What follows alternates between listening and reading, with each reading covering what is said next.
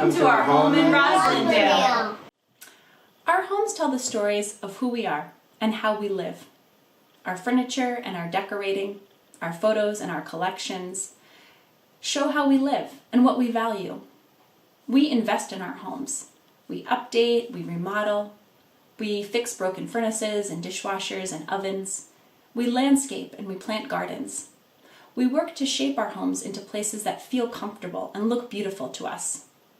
These days, many of us spend a lot of time in our homes. People see inside our homes in ways that they never did before. We are holding meetings and interviews in our living rooms and kitchens. We are remaking bedrooms into offices and even classrooms. We are, whether we like it or not, inviting people in to see who we are and how we live. The ways that we live and what we value are also shown in the way we spend our money. Are you a checkbook balancer, a spender, a saver? I believe that our money, the money that my husband Jay and I earn together, can wield a great deal of power. Our budget will tell you the story of who we are and what we value. Jay and I began to share our money 11 years ago when we moved in together.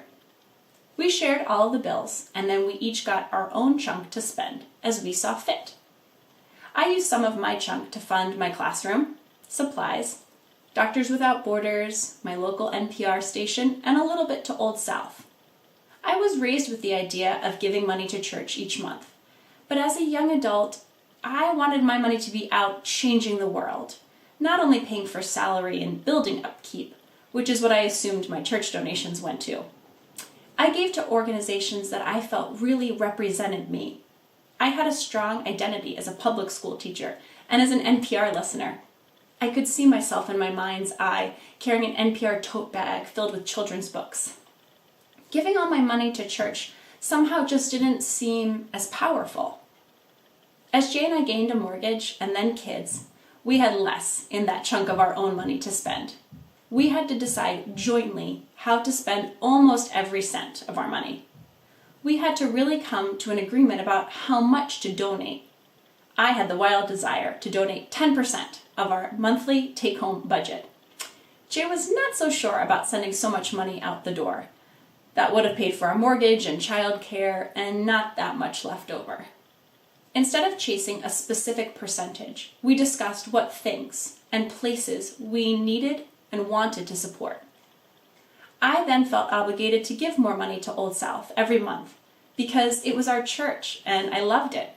I did Bible study there with Jay and I served on a committee. However, I felt it was essential to spend money on my classroom. Teaching was an even bigger part of who I was. I love my work and I feel called to it. I felt that our purchases of books and classroom supplies would make a true difference in the lives of my students and in their futures. We gave some money to Old South, but even more to my classroom.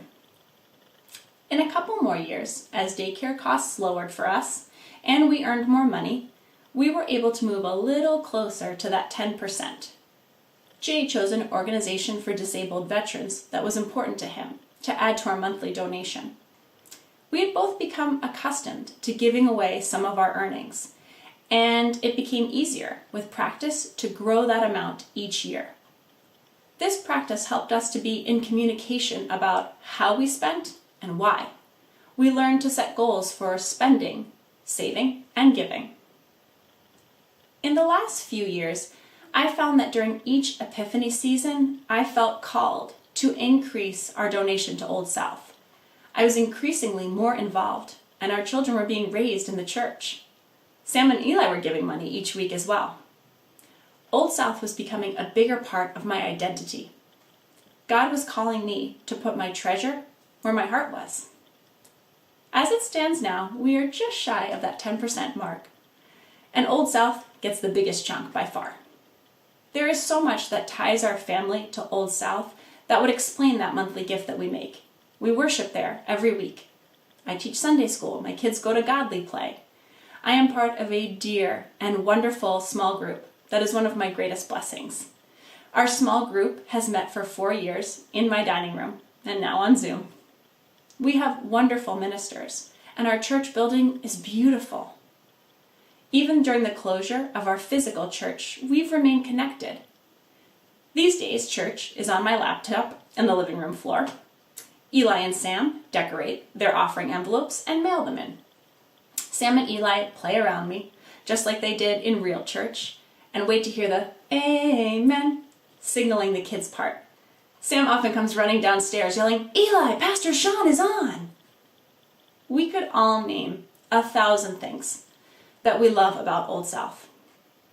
There are also 1,000 things to love about NPR, or Doctors Without Borders, or Homes for Our Troops.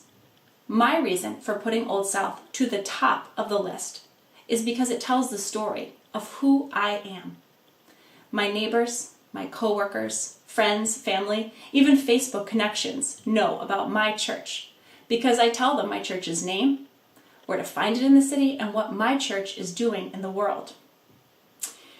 Our children are church kids who tell their classmates that it's almost baby Jesus' birthday, and they write letters to their ministers.